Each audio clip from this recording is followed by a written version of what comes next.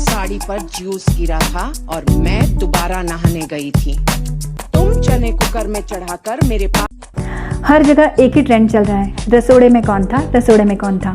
तो मैंने सोचा मैं भी इस पर वीडियो बना ही लेती हूँ। तो देखिए और बताइए कैसा लगा। मैं थी, तुम थी, मैं थी, तुम थी। पागल हो गई हूँ मैं सुन सुनकर कि रसोड़े में कौन था। प्रश्न ये नहीं है जनाब कि रसोड़े में कौन था, प्रश्न ये है कि रसोड़े में कौन था, इसका ठीकरा किसके सर फोड़ा गया है। कल मेरी साड़ी पर जूस गिरा था और मैं दोबारा नहाने माँ जी, गई थी। रसोड़े में कोई भी हो, आप जैसी सांसें अपने कपड़ों पर जूस गिरा गिरा कर नहाने जाने का बहाना ढूंढती हैं और उस बहाने से अपने कमरे में जाकर आराम करती हैं ताकि बहू की कोई मदद ना करे। शादी के अगले दिन सास तिजोरी की चाबी अपनी कमर में फंसाए और कलछी बहू के हाथ में थमाए और कहती है रसोड़े में कौन था। कभी आपका बीपी बढ़ जाता है तो कभी आपका सर चढ़ जाता है, कभी चक्कर खाकर गिर पड़ती हो तो कभी रसोड़े में आकर मुझसे लड़ती हो। मेरी तो पहली रस्म ही इस घर में रसोड़े में हलवा बनाकर हुई थी।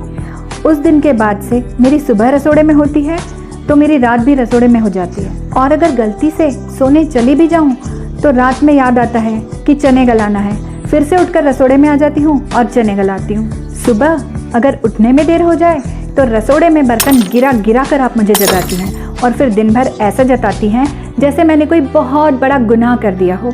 सुबह की चाय से लेकर रात के हल्दी के दूध तक की जिम्मेदारी मेरी होती है। नाश्ते में क्या बनाना है, खाने में सब्जी नहीं पोहे बनेंगे तक ये सब आप तय करती हैं। मैं तो मणिबेन की तरह आपके इशारों पर नाचती रहती हूँ बस। कभी आपको पूड़ी चाहिए तो कभी पकौड़े तो कभी कचौड़ियाँ। और ये जो चने खा खा कर आप दिन भर घर को महकाती रहती है ना, रूम फ्रेशनर छिड़क छिड़क कर मुझे अपनी जान बचानी पड़ती है। कभी बाजार गई हुई होती हूँ तो रसोड़ा मेरी राह देख रहा होता है। कभी घूमने जाओ तो आप फ़ोन करके बुला लेती हैं कि रसोड़ा तुम्हारा इंतज़ार कर रहा है, शाम को खाने में क्या बनाओगी। कभी कभी तो ऐसा लगता है कि मैंने शादी आपके बेटे से नहीं रसोड़े से की।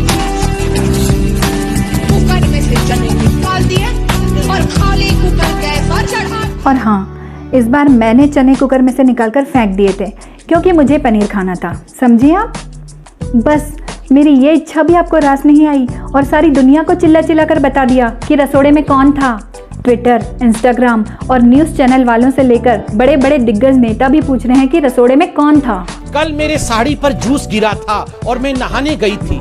तुम चने कुकर पर चढ़ा करके मेरे पास आई थी, तब रसोड़े में कौन था? तो सुन लीजिए जनाब, रसोड़े में बहू थी और सारे हिंदुस्तान के रसोड़ों में बहुएं ही पाई जाती हैं।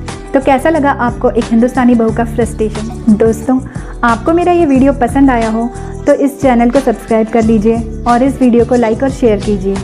Thank you. कल मेरी साड़ी पर जूस गिरा था और मैं दोबारा नहाने गई थी। तुम चने कुकर में चढ़ाकर मेरे पास आई थी, तब रसोड़े में